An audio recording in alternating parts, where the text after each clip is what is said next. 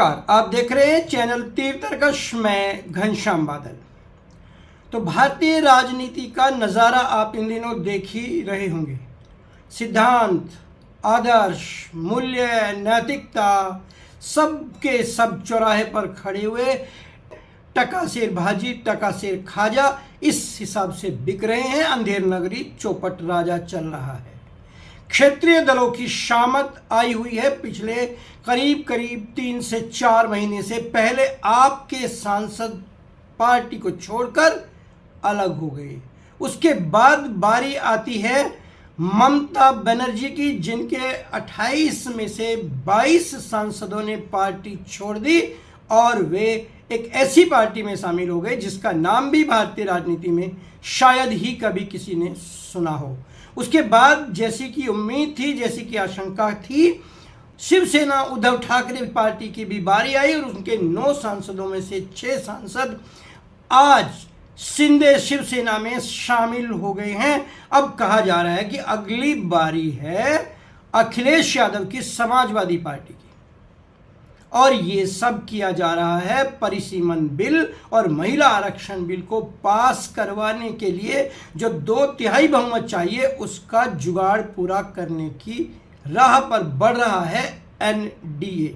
नाम भाजपा का ले या फिर दूसरे दलों का ले, इससे कोई फर्क पड़ने वाला नहीं है। मेल बेमेल के गठबंधन, सबका समर्थन, सबका साथ, सबका विकास और इसके साथ साथ ही विरोधियों का सत्यानाश, यही है उद्देश्य अब केवल राजनीति का।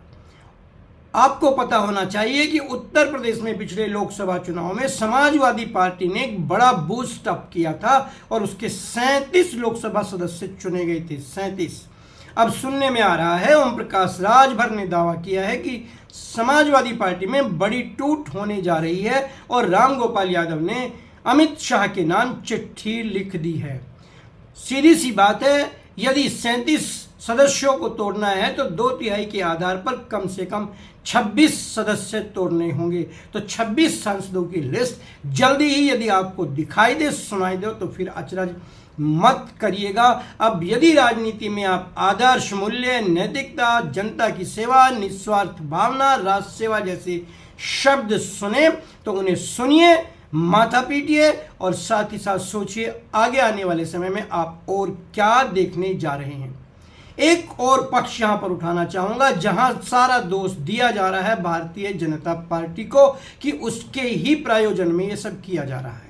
पैसा भी उसी के फंड से दिया जा रहा है, लेकिन क्या क्षेत्रीय पार्टियों को अपने गिरेबान में झांक कर नहीं देखना चाहिए?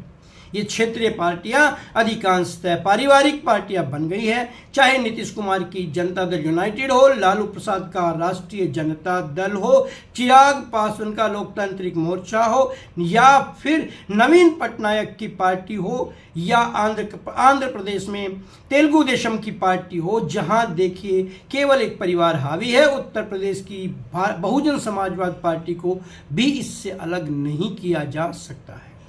कुल मिलाकर हमें ऐसे लोग चाहिए जो केवल हाँ जी करें, और ऊपर से बड़ी बात यह कि इन पार्टियों के टिकट, जैसे कि अफवाहें आती है, चंडू खाने की हम उनको नहीं कह सकते, वहाँ से टिकट बेचे जाते हैं करोड़ों रुपए में, लाखों रुपए में। मौका मिलते ही उनके पाले हुए तोते, जिस डाली पर उनको पैसा मिलता है, जिस डाली पर माल मिलता है, वहाँ से उड़कर वहाँ जाकर बैठ जाते हैं। तो आप अपने नेताओं की तरफ देखते रहिए, टकटकी लगाकर, छोड़कर सब कसमकश। देखते रहिए चैनल तीर्थकश।